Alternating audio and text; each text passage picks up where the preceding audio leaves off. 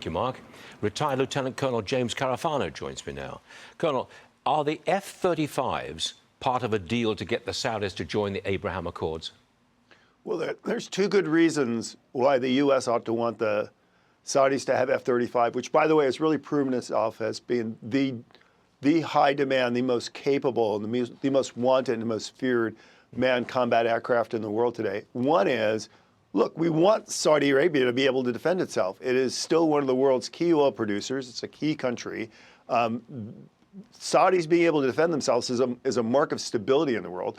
And the other thing is, as you point out, the president's goal is the Abraham Accords. This is normalization of relations between Arabs and the Israelis. That just doesn't cover the Middle East. It also is going to expand into the South Caucasus and Central Asia, and that's going to create a band of stability of countries that are also working on collective self-defense.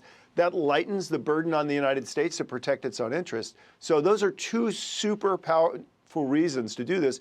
And the third being, look, this will absolutely be a very strong by tying the Saudis to the U.S. In the defense space. Does it add to the idea of peace throughout the Middle East? Does it help the peace process? Absolutely. It deters. It provides a conventional deterrence against the Iranians. It enables the Saudis to work with other countries, NATO and non-NATO countries, in a more integrated way. So it absolutely is on a path to more, I think, peace and stability and prosperity, because security and stability are the mothers of prosperity. And if the Saudis want to make a lot more money, it's not going to be in tourism and football stadiums. It's going to be that the Middle East is in the middle of everything. So things like IMEC, the India, Middle East, Europe Economic Corridor, tying Saudi Arabia as the node point in global transport networks and finance and everything else, that's the real future of prosperity. Next one, Colonel. I want you to listen to what President Trump had to say about Venezuela. Ruling out U.S. troops on the ground? No, I don't rule out that. I don't rule out anything. We just have to take care of Venezuela. They dumped hundreds of thousands of people into our country from prisons. Are you prepared to speak with him directly? Would you commit to doing that before you order strikes? Yeah, I probably would talk to him. Yeah, I talk to everybody.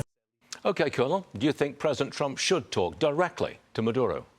And, I've been waiting for you to ask that question, because the answer is the president doesn't care what I think. He doesn't care what you think. He has a long established track record here. He is going to do what he thinks is right. And he always, virtually always, offers his opponents an off-ramp.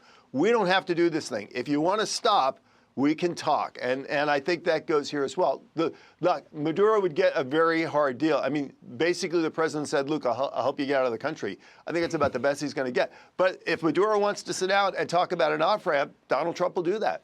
Is there any doubt in your mind that Maduro, one way or the other, is going to be out?